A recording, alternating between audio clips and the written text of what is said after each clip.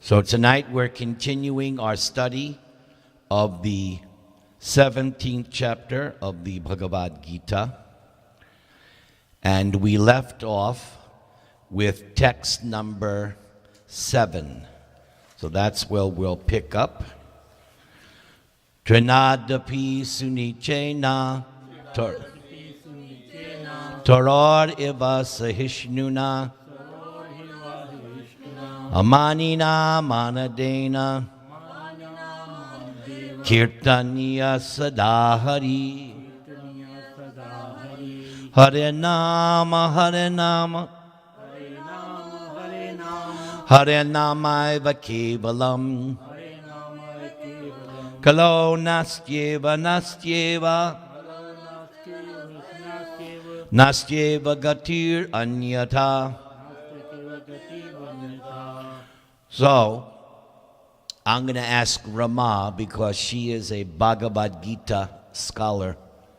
Rama, you know from chapter 13 of Bhagavad-gītā that there are 18 or 19, 20 items of knowledge. Do you know what the first one Krishna mentions? Which means? What does that mean? Not to have pride. Yes, not to have pride. That's the first step in true knowledge. Very good. So Lord Chaitanya's verse, Amanina manadena. Don't worry about people praising you.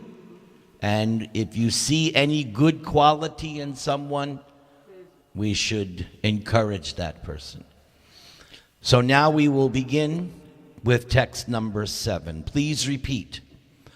Aharast vapi sarvasya trividho bhavati priya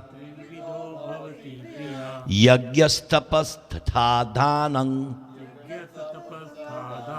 tesham vedam imang shrinu.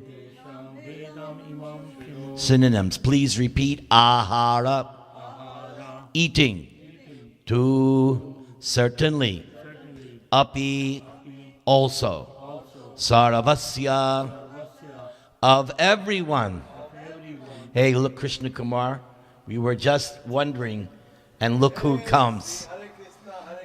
Before we started, he was saying, where is Amit and Aditi? So that meant Krishna was in your heart? Krishna is in their heart? See that? Very good. Excellent. Wow, Krishna is bringing... Very nice. Okay. Sarvasya, of everyone. Trividha, of 3 kinds. Bhavati, there is. Priya, dear. Yagya, sacrifice. Tapa, austerity. Tata, also. Dhanam, charity. Tesham, of them. Bhedam, the differences. Imam, this. Srinu, here. We recall in the beginning of chapter 7, Krishna told Arjuna, touch Srinu. Just try to hear what I'm about to tell you. Because hearing is the beginning of spiritual life. It all comes from attentive hearing. Even your japa, the most important, or shall we say, the offense that breeds all the other offenses, is inattentive chanting. That is the offense which gives birth to all the others. There are 10 offenses. But the root, the start, is inattentive chanting. So Krishna is telling Arjuna here, and he told in chapter 7, listen, pay attention, just try to hear what I'm saying. Let's look at the translation. Please repeat. even the food each person prefers Even the food each person prefers is of three kinds, according to the three modes of material nature. according to the three modes of material. The same is true The same is true of sacrifices, austerities, and charity. Now hear of the distinctions between them.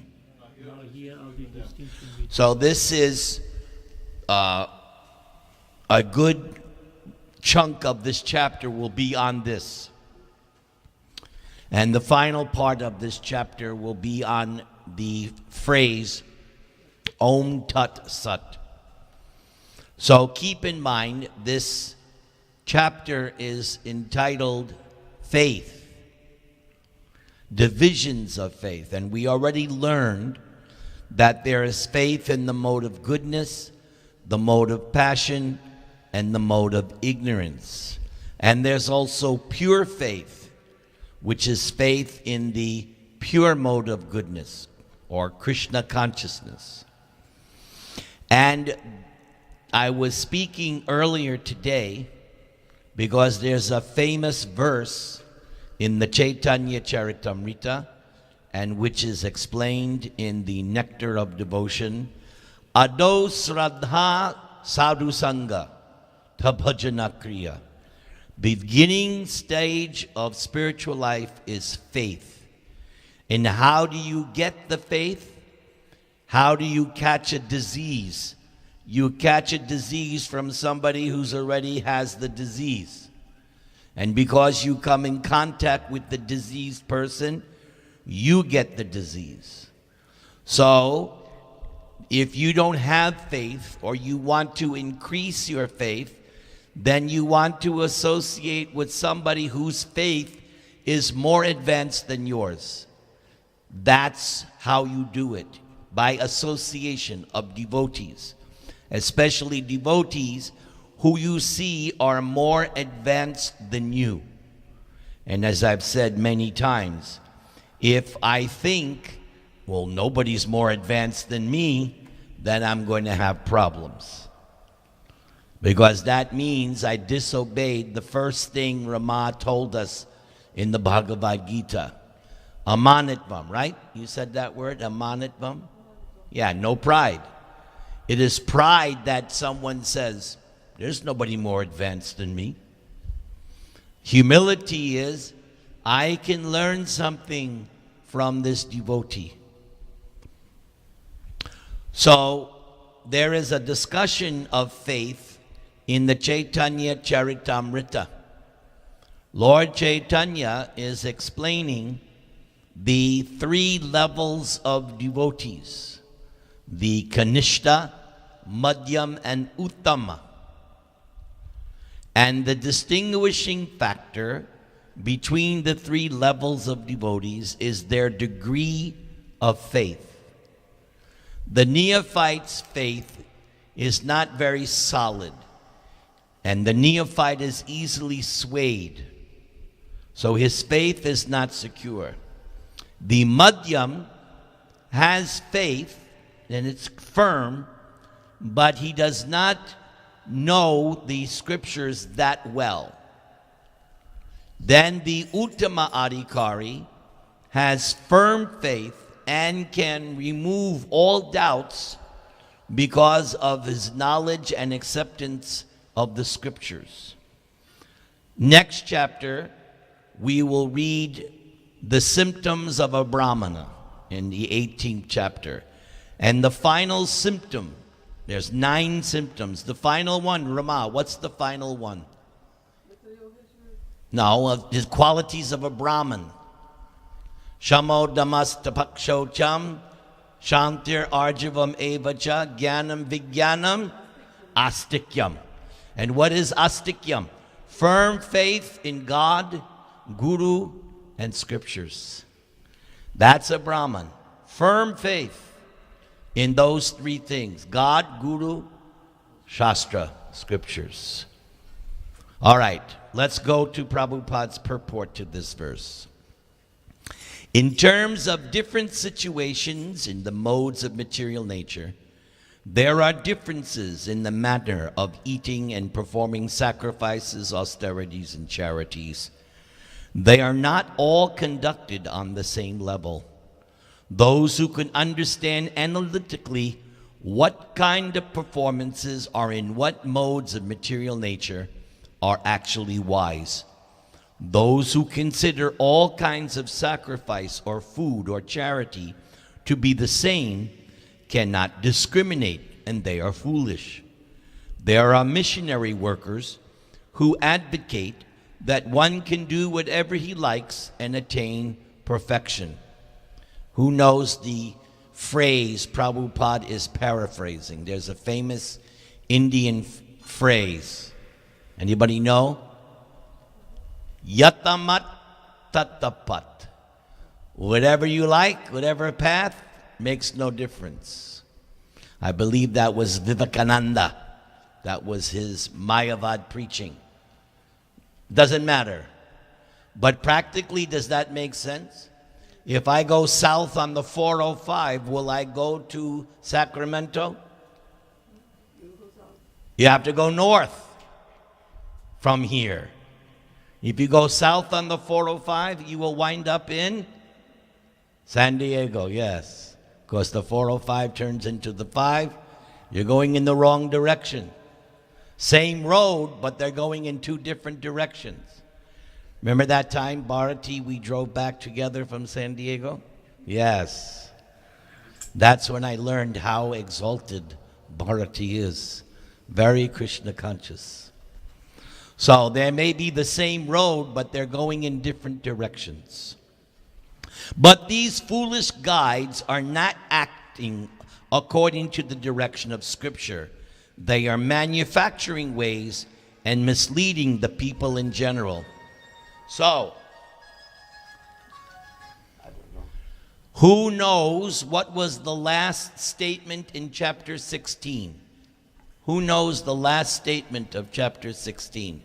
I can say the essence was that if you do your duties not according to the Shastras, then you will not get the good. Yes, you will not achieve perfection. You should do your activities according to the Shastras. Exactly. There were two verses. In the second to the last, he said, therefore, you should act according to the scriptures. Otherwise, you will not achieve success or perfection. Yes. All right, let's go to text number 8. Text number 8. Are you ready? Repeat after me. Ayu sattva bala rogya sukha priti vivardhana rasya snigdha sthira hridya ahara sattvika priya.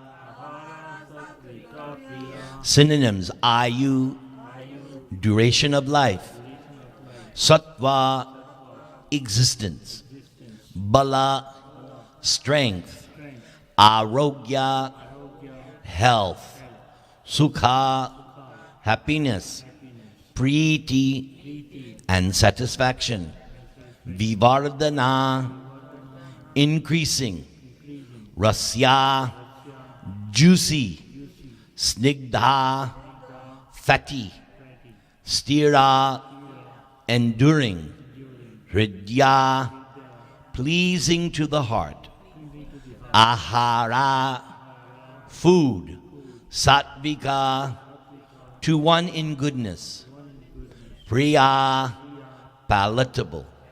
Please repeat. Foods dear to those in the mode of goodness increase the duration of life, purify one's existence, and give strength, health, happiness, and satisfaction. Such foods are juicy, fatty, wholesome, and pleasing to the heart. Text number 9. Please repeat. Katvam lalavanat yushna Tikshna ruksha vidhahina Ahara rajasesh yishta Dukkha shokamaya prada. Synonyms: katu, bitter; amla, sour; lavana, salty; ati ushna, very hot; tikshna, pungent; ruksha, dry; vidahina, burning; ahara, food; rajasasya, to one in the mode of passion; ishta, palatable; dukkha, distress; shoka, misery; amaya, disease; prada, causing. So, Shekhar, we're on chapter 17, verse 9. Please repeat. Foods that are too bitter, too sour, salty, hot, pungent, dry, and burning are dear to those in the mode of passion. Such foods cause distress, misery, and disease. And now we have one more, text number 10. Please repeat. Yata yamangata rasang puti paryushitam chayat uchishtam api chamedhyam bojanang atamasa priyam. Synonyms: yata yamam, food cooked 3 hours before being eaten; gatarasam, tasteless; puti, bad smelling; paryushitam, decomposed; cha, also; yat, that which; uchistam, remnants of food eaten by others; api, also; cha, and; amedyam, untouchable; bhojanam, eating; tamasa, to one in the mode of darkness; priyam, dear. Please repeat. Food prepared more than 3 hours before being eaten; food that is tasteless, decomposed, and putrid; and food consisting of remnants and untouchable things is dear to those in the mode of darkness. Now, before I came to Krishna consciousness, I did not know about eating in the different modes of nature. So because I was born in a low-born family, my eating was in the mode of passion and ignorance. But coming in contact with Prabhupada, his books, his movement, and his devotees, and especially eating prasadam for the first time, it convinced me right then and there. Because why did I join the temple? I joined the temple because I was thinking, I can't get this delicious food anywhere else in New York City. I have to join this. And I was going just for the food, because it was so good, no matter what they served. And I remember one of the first Sunday feasts, they had this thing. I didn't know what it was. but it was a samosa. My first samosa. So delicious. Everything the devotees gave me at the temple, I loved everything because it was prasadam. Not only in the mode of goodness, but prasadam is pure. It's sanctified foodstuffs. And in those days, in ISKCON, you never cooked in oil. Never. You cooked in ghee and butter. That's why I love my Prabhupada. Yes. 3 hours restriction is too much. 3 hours. Now, so the idea is you have to get the higher taste. That's mentioned in chapter 2 of Bhagavad-gītā. In other words, if I had not experienced prasadam, I would have no impetus to give up food in the mode of passion and ignorance. I would need something superior. So it was easy for me when Prabhupada said no meat, no fish, no eggs, because you had something to replace it. There was no comparison. I had eaten everything. But that prasadam was so tasty. When Prabhupada said, give up this, no problem, because you had something better to replace it. And you've heard me say thousands of times, what is one of the reasons why I like doing Indian Namahat programs? Because prasad. Prasad. Because you cook so good. Yes. Like Kundan Krishna Kumar was telling a joke today. I knew he was joking. He said, today, prasad is going to be spaghetti. It's like, what are you kidding? Because last weekend we have Yeah. Never mind. Yeah. Spaghetti.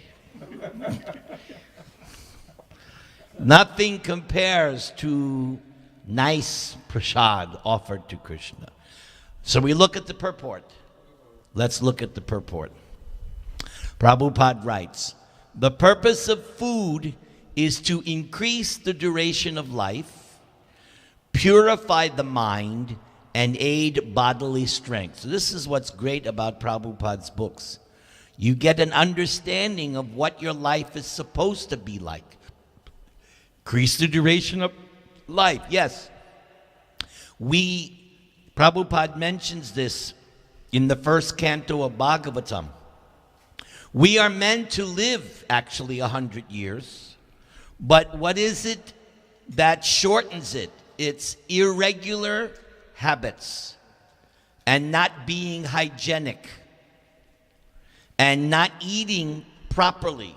This is what reduces our natural lifespan.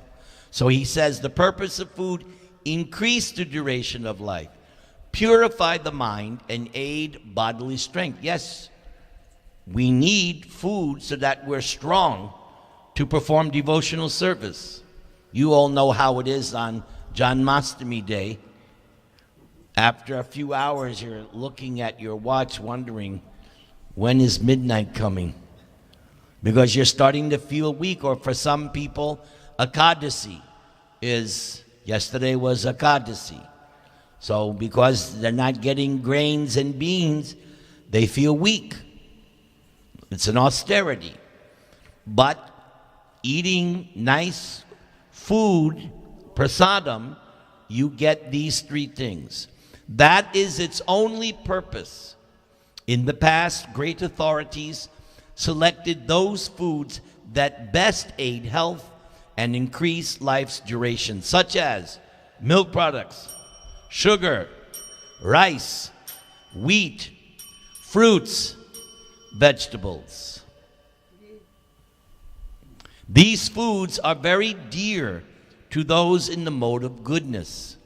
Some other foods, such as baked corn and molasses, while not very palatable in themselves, can be made pleasant when mixed with milk or other foods. They are then in the mode of goodness. All these foods are pure by nature.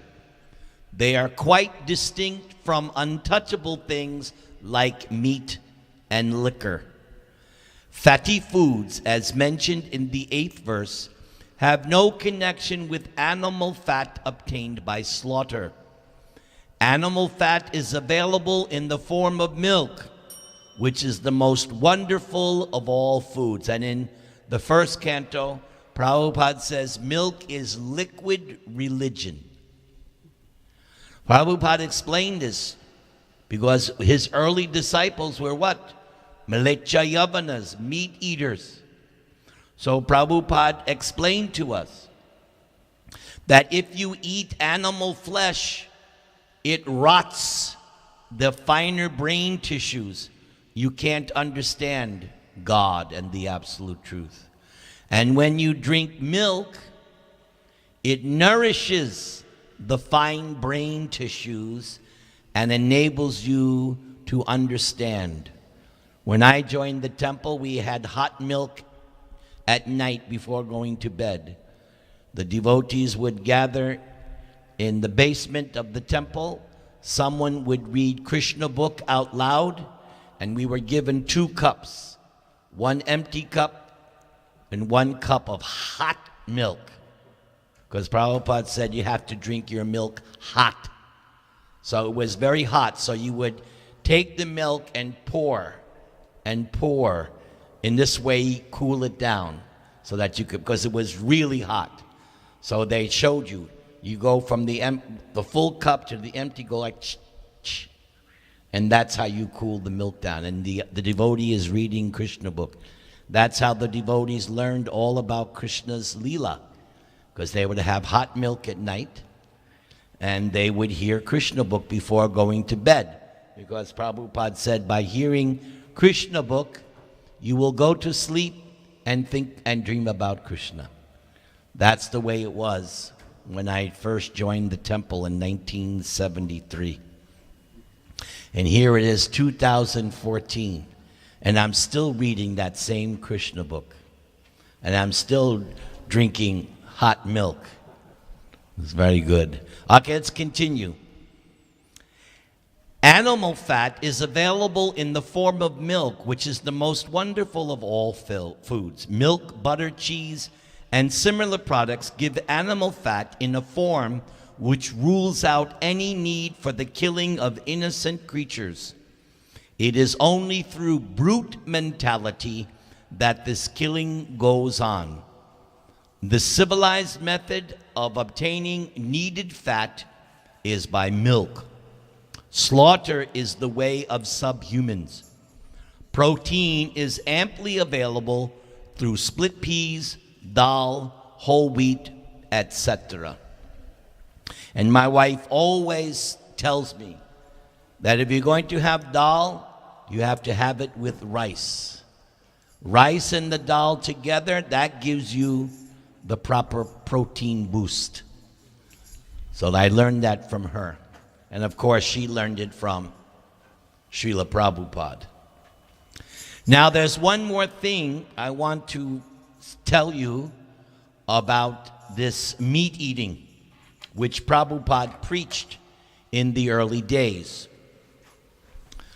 Prabhupada gave a lecture once, and he said that people, when they eat meat, especially beef, what they're looking for, what they're hankering for, is the blood of the cow.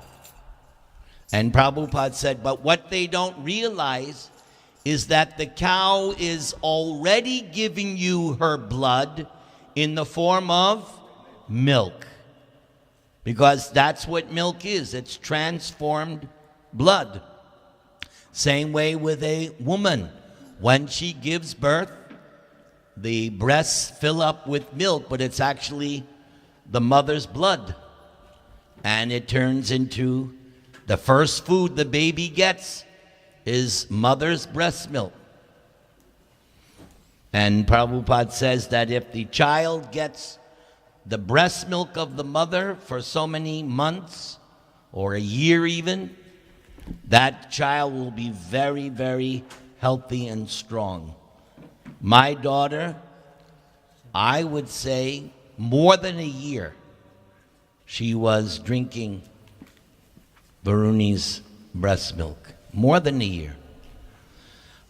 So the cow is already giving you its blood in the form of milk, and that's why Prabhupada said that the foods, if you want to conquer over meat eating, then you have to eat ghee. Food cooked in ghee. That will take away the desire to want to eat meat, the blood of the cow, ghee. Shoot ghee. Yes. Let's finish the purport. Foods in the mode of passion, which are bitter, too salty, or too hot, or overly, notice the word, overly mixed with red pepper, cause misery by reducing the mucus in the stomach, leading to disease. Food in the mode of ignorance or darkness are essentially those that are not fresh. Any food cooked more than 3 hours before it is eating, except prasadam, food offered to the Lord, is considered to be in the mode of darkness. Because they are decomposing, such foods give a bad odor, which often attracts people in this mode, but repulses those in the mode of goodness. And where I live, there are over 400 apartments. And we have Indians, we have Orientals, we have Latino, we have whites. But every so often, I'm trying to chant or read, and this foul smell comes up, and I go, what are they cooking? Especially the guy who lives below me. Every night, he's got that barbecue.